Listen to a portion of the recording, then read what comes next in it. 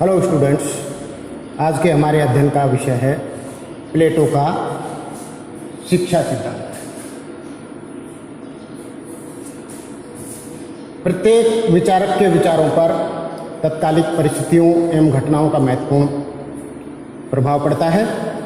उन घटनाओं और परिस्थितियों से प्रभावित होकर ही वो अपने दर्शन का ताना बाना बुनता है। प्लेटो के जीवन काल में भी एक ऐसी ही घटना घटित हुई जिसने उसके मन एवं मस्तिष्क को झकझोर दिया। उसके गुरु सुकरात को विचार स्वतंत्रता के कारण मृत्युदंड दिया गया। इस घटना से प्रेरित होकर प्लेटो एक ऐसे आदर्श राज्य की स्थापना करने का ताना बाना बुनता है जिसमें शासन की बागडोर दार्शनिक शासक के हाथ में होती है। इस आदर्श राज्य की स्थापना के लिए प्लेटो दो तरह के उपचार हमारे सामने प्रस्तुत करता है। पहला है सकारात्मक और दूसरा है निषेधात्मक। सकारात्मक उपचार के रूप में वो अपनी शिक्षा सिद्धांत या शिक्षा योजना को प्रस्तुत करता है। शिक्षा सिद्धांत और निषेधात्मक उपचार के रूप में वो साम्यवाद के सिद्धांत को प्रस्तुत करता है। शिक्षा पद्धति के माध्यम से दार्शनिक शासक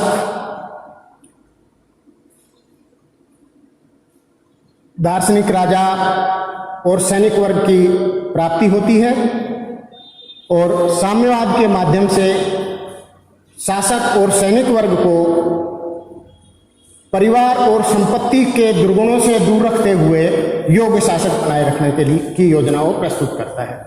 आज हम देखते हैं शिक्षा। प्लेटो के अनुसार शिक्षा मानसिक व्याधि को दूर करने का मानसिक उपचार है। एक आदर्श राज्य नागरिकों के श्रेष्ठ चरित्र पर ही स्थिर रहता है और श्रेष्ठ चरित्र के नागरिकों का निर्माण शिक्षा के माध्यम से ही किया जा सकता है। प्लेटो के समय में दो तरह की शिक्षा पद्धतियां प्रचलित थी, एक एथेंस की और दूसरी स्पार्टा की।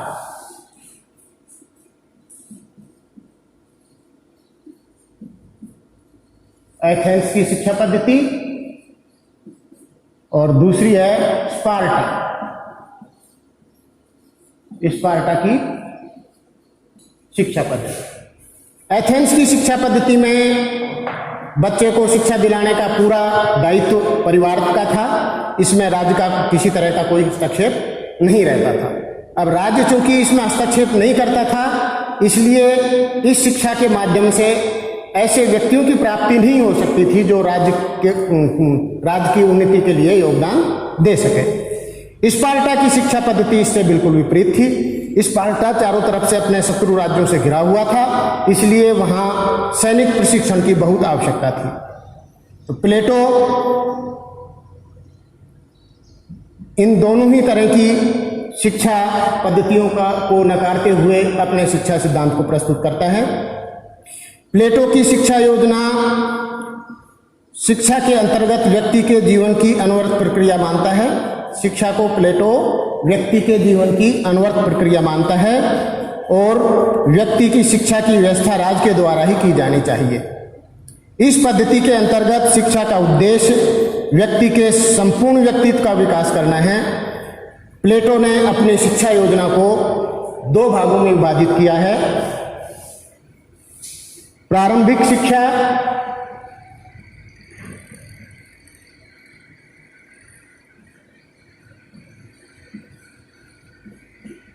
दूसरा है उच्च शिक्षा।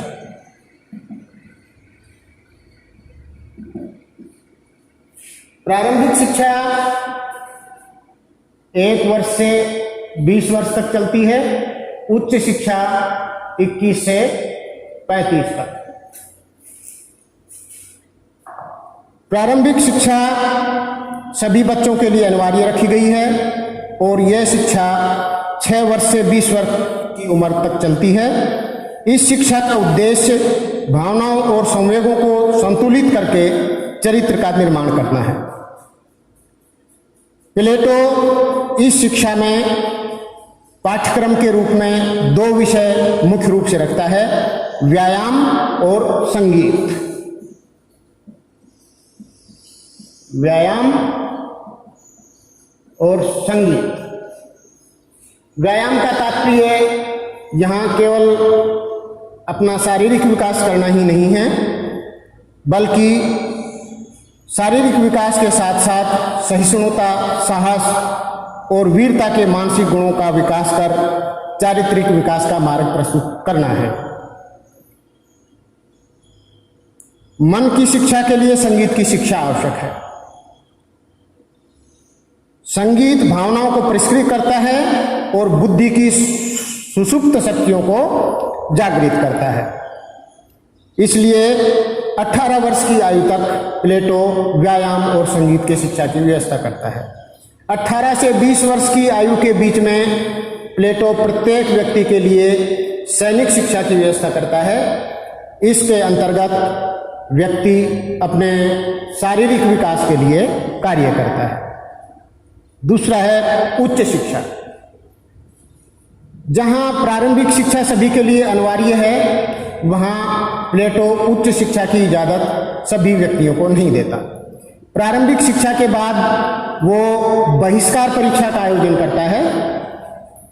इस परीक्षा में जो व्यक्ति अनुत्तीर्ण हो जाते हैं वो राज्य का सामान्य कार्य यानी उत्पादक वर्ग, मुख्य रूप से उत्पादक वर्ग में वो सम्मिलित हो जाते हैं और राज्य का सामान्य कार्य उनके द्वारा, जैसे कृषक हैं, मजदूर हैं, व्यापारी हैं, ये इस वर्ग के अंतर्गत सम्मिलित होते हैं। इस परीक्षा में जो उत्तीर्ण हो जाते हैं उन्हीं को उच्च शिक्षा प्राप्त करने का अधिकार होता है और यह शिक्षा शासक या संरक्षक वर्ग के लिए है और इसमें स्त्री पुरुष दोनों भाग ले सकते हैं।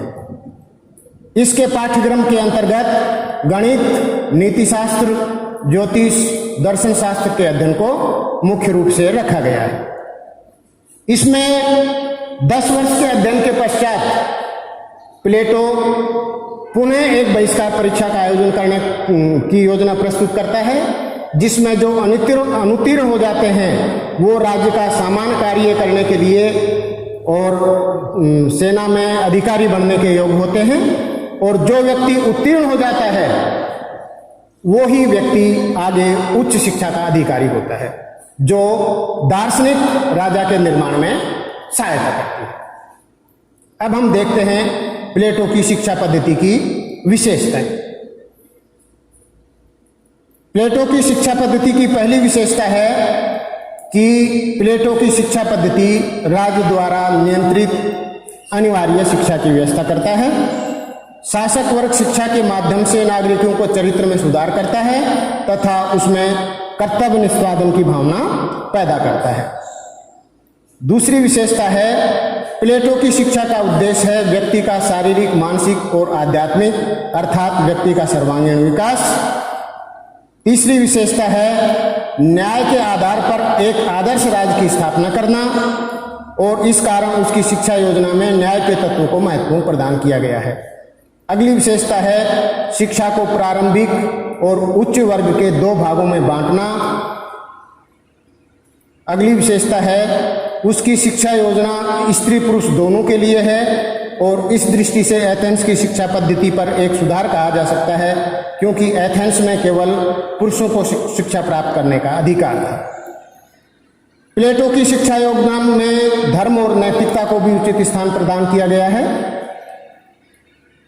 प्लेटो की शिक्षा जीवन का अल्पकालिक कार्य न होकर आजीवन चलने वाली प्रक्रिया है। अब हम देखते हैं प्लेटो की शिक्षा योजना की आलोचना। प्लेटो की शिक्षा योजना की आलोचना करते हुए सर्वप्रथम कहा जा सकता है कि सभी वर्गों के लिए शिक्षा की व्यवस्था नहीं है। मुख्य रूप से उत्पादक वर्ग को उच्च शिक्षा प्राप्त करने का अधिकार नहीं देता है, ये उसको केवल प्रारंभिक शिक्षा का ही अधिकार देता है। दूसरी आलोचना इसकी की जाती है कि इसने अपने पाठ्यक्रम में साहित्य की उपेक्षा की है। इसने सबसे अधिक महत्व गणित पर दिया है। गणित और दर्शन के साथ ही साहित्य की शिक्षा पर भी समान रूप से बल दिया जाना आवश्यक है।